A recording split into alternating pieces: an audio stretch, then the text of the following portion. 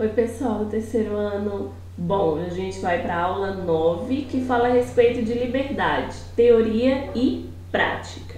Bom, quando a gente fala a respeito da liberdade, a primeira coisa que eu tenho que entender é o conceito e o que de fato, tanto na teoria quanto na prática, o que é liberdade. Erroneamente, imagina-se que liberdade é fazer o que quer. Liberdade é fazer o que quer? Não. Liberdade é eu ter livre-arbítrio, é eu poder fazer escolhas, é eu poder morar onde quiser, que está dentro dessas escolhas, escolher o curso que eu quiser. Mas dentro dessa liberdade existem as leis. Existem leis que precisam ser respeitadas. Então essa liberdade, ela não é algo que cada um faz o que quer. Até por isso o mundo seria uma baderna se não existissem as leis que condenassem, que falassem aquilo que pode e que não pode.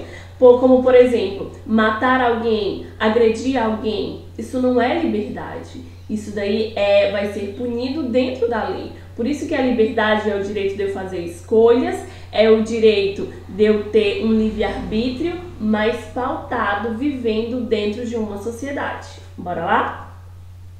Bom, o sentido da existência. Esse capítulo ele vai falar de liberdade, principalmente ele vai resgatar um pouco sobre essa existência para dar esse conceito.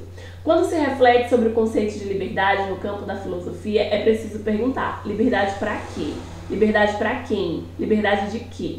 A relação entre liberdade e destino foi amplamente discutida na história da filosofia. Segundo os gregos antigos, se o ser humano é livre para escolher e tomar decisões éticas e políticas, então ele mesmo é dono do seu destino. Na Idade Média, com o cristianismo, supunha-se que Deus era o dono do destino humano, embora fosse garantida uma parcela de liberdade chamada de livre-arbítrio.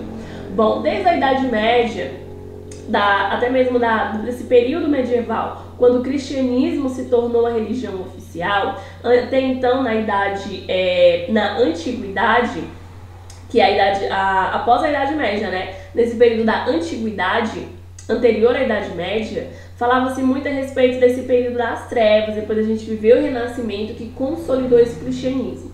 Anteriormente, tudo que a gente se falava a respeito era porque Deus quis, porque Deus criou, não tinha resposta. A gente sabe que apesar de hoje no Brasil a religião oficial ser o cristianismo, não significa que Deus ele vai ser o dono do destino ou o dono do futuro. A gente sabe que a gente tem um livre poder de escolha, que isso vai afetar diretamente o nosso futuro.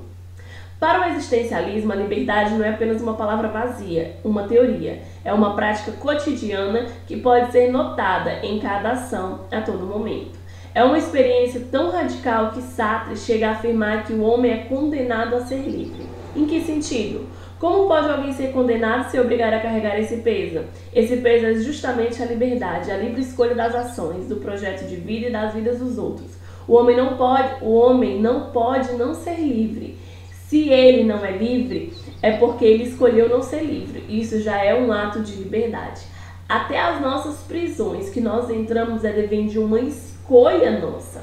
Quando fala essa frase de Sartre, ela é bem interessante, pode até ser utilizada em redações, alguma coisa do tipo, que o homem ele é condenado a ser livre, significa que nós vamos arcar com as nossas escolhas. Se eu tomo uma decisão de uma escolha, eu opto em fazer algo, eu tenho que arcar com essa escolha. Nem sempre as consequências vão ser boas, muitas vezes essas consequências elas tendem a ser negativas.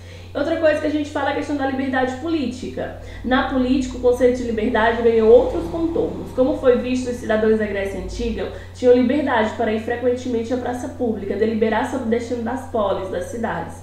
Tratava-se de uma liberdade política pertencente à forma de governo que eles escolheram, a democracia direta, isto é, sem representantes políticos e nem eleições. O que acontece? Muito se fala a respeito da política, mas essa política, a atual gestão que nós temos, seja no município, seja no estado, seja no país, foi fruto de uma escolha. Mesmo que essa escolha não tenha sido boa, a gente tem que arcar com o peso dessa escolha. Aí quem sabe você fala: professora, mas essa escolha não foi minha, mas foi da maioria. Então você vai ter que arcar com a consequência que a maioria escolheu. Bom, algumas frases sobre a respeito de liberdade. Tudo quanto aumenta a liberdade, aumenta a responsabilidade, de Victor Hugo. Isso é fato.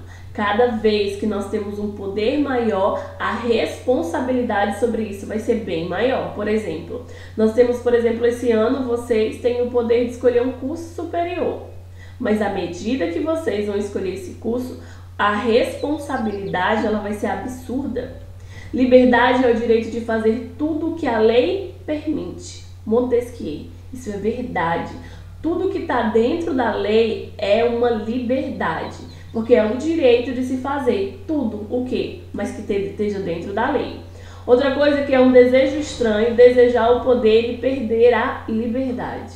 Gente, essa frase de Bacon, ela é muito interessante porque fala que a pessoa pode querer ter muito poder, mas se ela infringir a lei, ela vai perder essa liberdade. Como tantas outras frases que tem, ó, de Sartre. O homem está condenado a ser livre, porque a gente vai passar o resto da vida escolhendo, tendo escolhas. Não tem ninguém que possa nos conduzir, nos dizer faz isso ou faz aquilo. Não, eu vou ter que arcar com essa minha liberdade, com esse meu poder de escolher. Bom, liberdade é construir, é errar, é pensar, é amar, é questionar, é opinar, é participar. Tudo faz parte da nossa liberdade, tanto os erros como os acertos. Assim também como a gente tem a liberdade de odiar, de não sonhar, de corromper, de mentir, de isolar-se, de anular, de fazer, de cometer uma violência, de discriminar, nós somos livres para isso. Mas sabendo que cada uma dessas ações, elas podem gerar uma grande consequência, porque vai estar infringindo alguma lei da sociedade, do que é de fato viver em sociedade, ok? Bom, liberdade e contexto. Quando pensamos em seres humanos, de imediato chegamos à ideia do contexto social, político, econômico, cultural, ético, onde ele está situado. Nesse sentido, a liberdade, a ação livre, o livre-arbítrio estão condicionados a um conjunto de fatores internos e externos em que o indivíduo se sente aprisionado. Olha essa frase de Sartre: o homem nasce livre e por toda a parte vive acorrentado.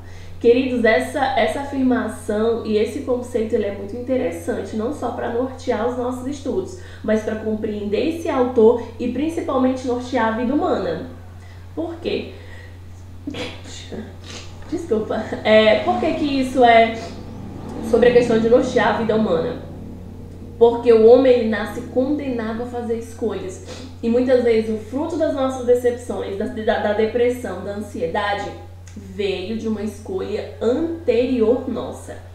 Na vida, ninguém nasce com um manual sobre como fazer boas escolhas. É algo que você vai ter que arriscar, vai ter que ter sabedoria para tomar ao longo da sua vida.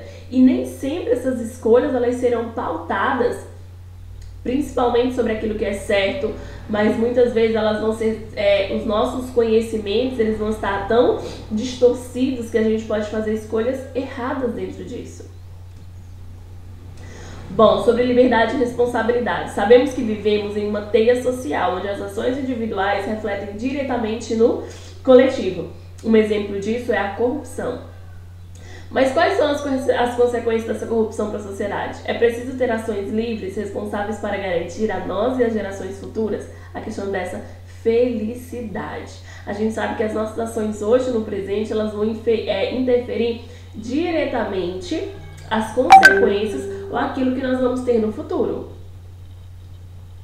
Bom, liberdade e sociedade. O filósofo Aristóteles, ele muito sabiamente afirma que o homem é um ser social e político, porque vive em sociedade, e político porque escolhe e decide participar. Viver com o outro nos acorrenta a uma possibilidade de uma vida melhor? Você se sente livre? E eu pergunto para vocês, dentro do conceito que nós estudamos e desses teóricos que afirmamos, você se sente livre? Entenda que liberdade não é fazer o que quer, liberdade é poder fazer escolhas. Dentro do nosso país, da cultura que a gente vive, você é alguém que pode fazer escolhas? Reflita sobre isso. A respeito desse liberalismo que veio com essa questão da liberdade, a gente vai marcar durante a história diversas revoluções, diversas fases que acabaram rompendo paradigmas e norteando a sociedade. No contexto da Revolução Francesa, que fala sobre liberdade, igualdade e fraternidade, do processo político e econômico da Revolução Industrial, entre outros países, como Inglaterra e Alemanha, e a independência dos Estados Unidos, ganha força uma teoria chamada de liberalismo. considerada de esquerda na época por ser de viés protagonista.